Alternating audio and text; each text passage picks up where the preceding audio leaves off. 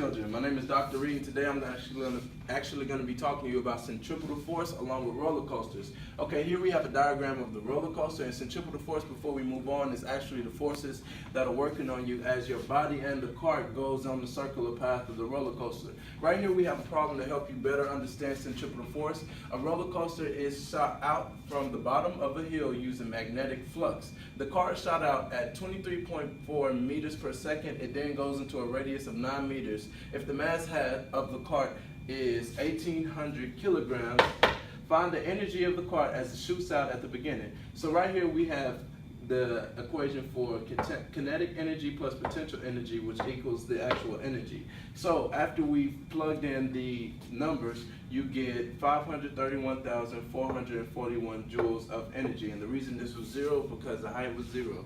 Find the speed of the cart at the top. So we use the same equation, and using the height for 18, we get 15.24 meters per second after we have solved for V, which is right there. Now, the next problem that we have is C. What is the normal force of the cart at the top of the loop?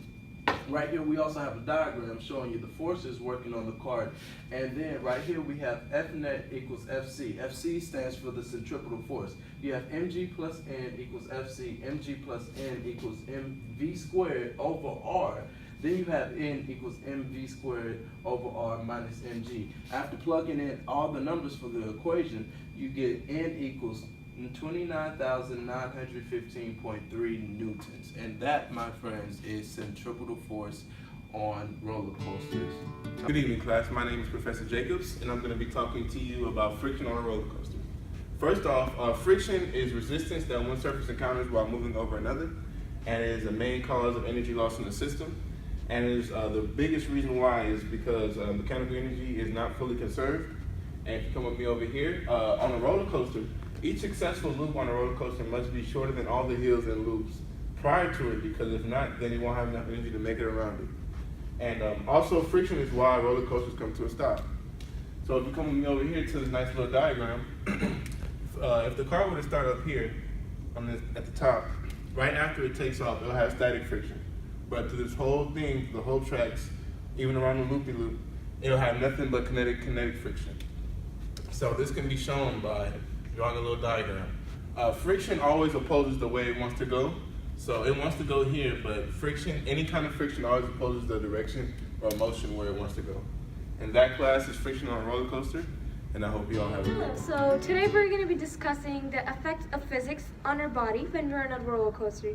So your body feels an acceleration in a funny way when we're on a roller coaster, and that's because when you're on a roller coaster and it's speeding up, the actual force that is acting on you is the seat pushing on your body, forward on your body. But because of your body's inertia, you feel a force in front of you pushing towards the seat, and that's the only reason why you remain in the seat and you don't fall off. So the field of push of acceleration coming from the opposite direction of the actual force is accelerating on you. And for simplicity's sake, let's call that force acceleration. And the acceleration feels exactly the same as the force of gravity that pulls you towards the earth. In fact, acceleration forces are measured in g-forces, where 1 gram is equal to 1 force of acceleration due to gravity near the earth's surface, which is of course 9.8 meters per second squared. The second concept that I want to talk about is airtime. When we're in airtime, we feel another funny feeling, another strange effect on our body, because your body is not completely solid and it is composed of many loosely connected parts, fluids, organs, water. So your body is accelerated, and each part of your body is accelerated individually. So the seat pushes on your back, the muscles on your back, and then the muscles push on the other organs in the body, and the other organs push on some other organs in the body. So this is why you feel the ride with your whole body.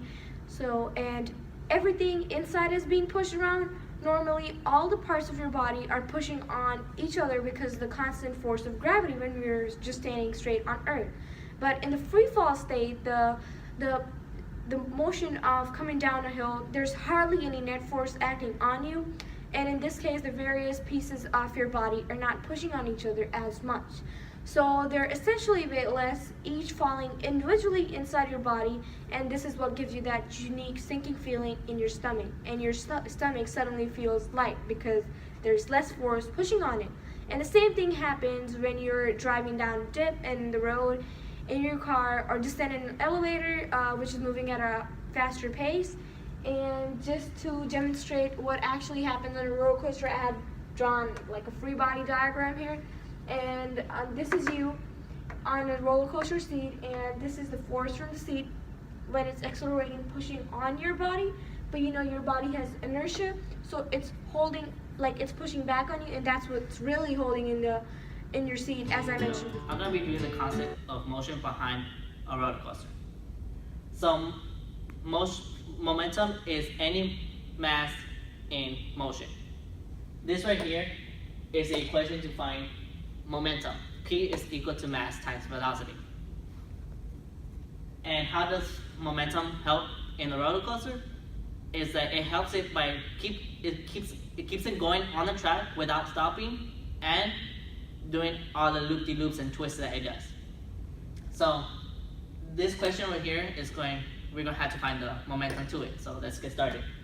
A roller coaster is shot out of a launch pad with a force of 27,935.56 newtons, and with an acceleration of 52.2161 meters per second squared. When the car is going down the track with a velocity of 26.1 meters second, what is the car's momentum at the time? Okay, so what we need to find the momentum is mass and velocity. So the mass isn't given, so we had to find the mass first. And we can find the mass by dividing the force over the acceleration. So you divide the force divided by acceleration, and you get the mass, which is 535 kilograms.